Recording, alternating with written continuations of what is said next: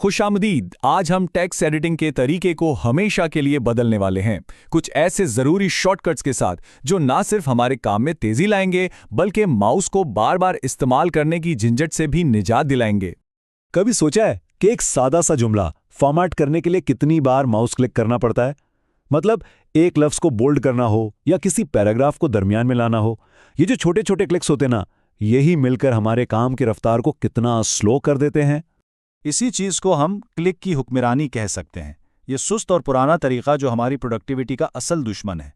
हर click के साथ हमारा ध्यान असली काम से हटता है और हमारी जो सोच की रवानी होती है वो टूट जाती है। जरा सोचें, पहले टेक्स्ट को हाईलाइट किया, फिर माउस को टूल बार तक लेकर गए, सही आइकन को ढूंढा और फिर जाकर क्लिक किया।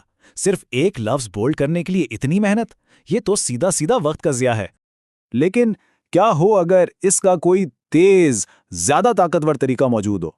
देखिए, कीबोर्ड शॉर्टकट्स दरअसल टेक्स्ट एडिटर्स की वो खुफिया जुबान है जो हमें माउस के कैद से आजाद करके हमारे काम में एक जादुई तेजी भर देती हैं।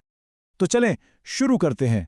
सबसे पहले उन टूल्स पर बात करते हैं जो टेक्स्ट के स्टाइल को फौरन बदल सकते हैं। ये वो बुनियादी कमांड्स हैं जो रोजमर्रा के काम में सबसे ज्यादा इस्तेमाल होते हैं। तो ये हैं बुनियादी स्टाइलिंग कमांड्स, यानी बोल्ड, इटैलिक और अंडरलाइन। और इन्हें याद रखना बेहद आसान है। बी से बोल्ड, आई से इटैलिक और यू से अंडरलाइन। बस कंट्रोल का बटन दबाएं और देखें कि टेक्स्ट कैसे पलक झपकते ही बदल जाता है। ये कितना आसान है, बस एक कमांड और हमारा पैगाम फौरन नुमाया हो जाता है, माउस को छुए बगैर। यही तो असल ताकत है।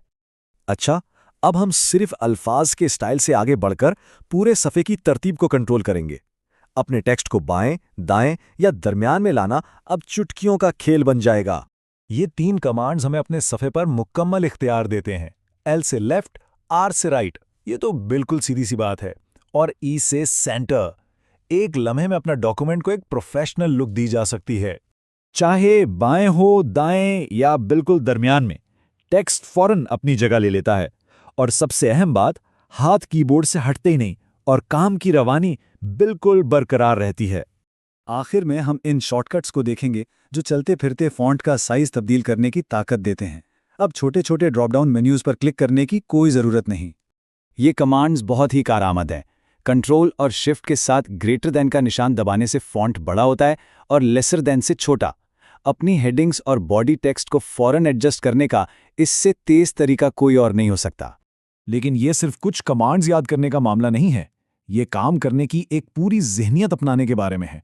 सिर्फ 8 शॉर्टकट्स, लेकिन ये 8 कमांड्स काम करने के अंदाज को बदलने के लिए काफ़ी हैं। ये एक छोटा लेकिन बहुत ही ताकतवर टूलकिट है। देखें, असल नुक्ता सिर्फ रफ्तार नहीं बल्कि एक हमवार और बिला तातुल वर्कफ्लो है।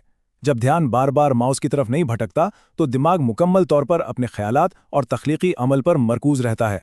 तो ये सवाल खुद से ज़रूर पूछना चाहिए कि हमारे रोज़मर्रा के डिजिटल टूल्स में और कौन सी ऐसी कारकर्दगियां पोशीदा हैं जो दरियाफ्त होने की मुंतज़िर हैं। खोजते रहें, सीखते रहें और अपने काम करने के तरीके को हमेशा बेहतर बनाते रहें।